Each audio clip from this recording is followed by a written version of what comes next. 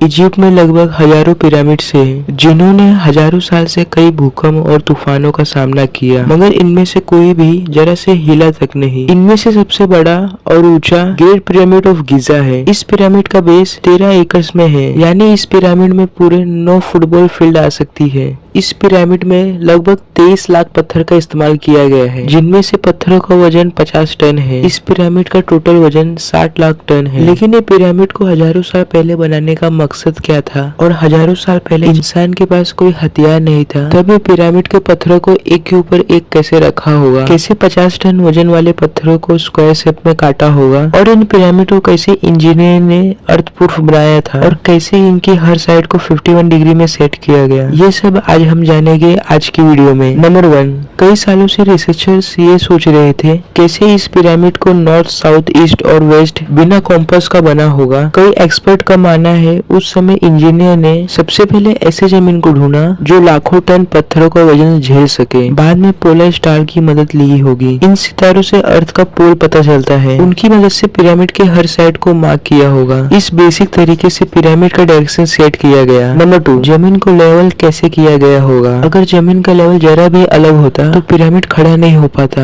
मगर उस टाइम के इंजीनियर के पास जमीन को लेवल करने वाली कोई मशीन ही नहीं थी। एक्सपर्ट का मानना है पिरामिड के चारों साइड पर गड्ढा करके उस पर पानी डाल के फिर एक साइड के पानी के लेवल से दूसरे साइड के पानी के लेवल पर मैच किया होगा। कई रिसर्चर्स का मानना है इजिप्ट के लोगों ने इस टूल का इस्तेमाल किया होगा, जिसके दोनों साइड पर लकड़ी और उसके बीच में रस्सी से एक पत्थर लगा हुआ है। अगर पत्थर जमीन से टच हो गया होगा और उसकी रस्सी बीच में आती होगी तो जमीन प्लेन होगी। नंबर 3, अब डायरेक्शन भी सेट हो गया था और जमीन प्लेन भी हो गई थी। अब बारी थी कंस्ट्रक्शन स्टार्ट करने की, जिसके लिए लाखों पत्थर चाहिए थे, मगर ये पत्थर को स्क्वायर शेप में काटने के लिए कोई रूल्स नहीं थे उनके पास। फिर भी वो पत्थरों को काटे भी और उनको स्क्वायर शेप दिया भी। पत्थरों को काटने के लिए इस टूल्स का इस्तेमाल किया गया। एक्सपर्ट का मानना है ये पत्थर को काटने के लिए हथियार सिर्फ कॉपर की नहीं बनी थी, उसमें अर्काइन केमिकल भी मिलाया गया था ताकि हथियार मजबूत बने। इन हथियारों से कई घंटे काम करके इन पत्थरों को शेप में लाया जाता था। नंबर 4, अब बारी थी पत्थरों को गीजा तक लाने की, और हर एक पत्थर 50 टन का था, जो 3 बस के बराबर होती है,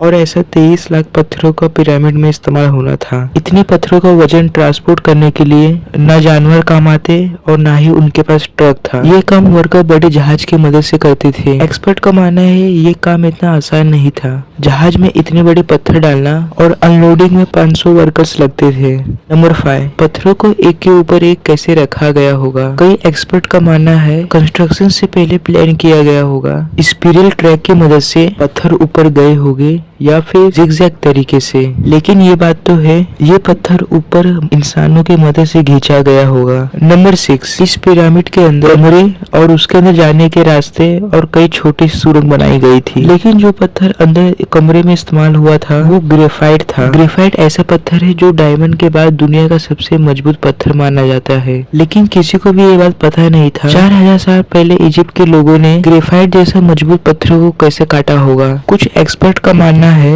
इजिप्ट के लोगों ने इसे आरी से काटा होगा जिसके दांत नहीं थे। इस आरी के दोनों साइड वजन डाल के इसको ग्रेफाइट पर चलाया जाता था।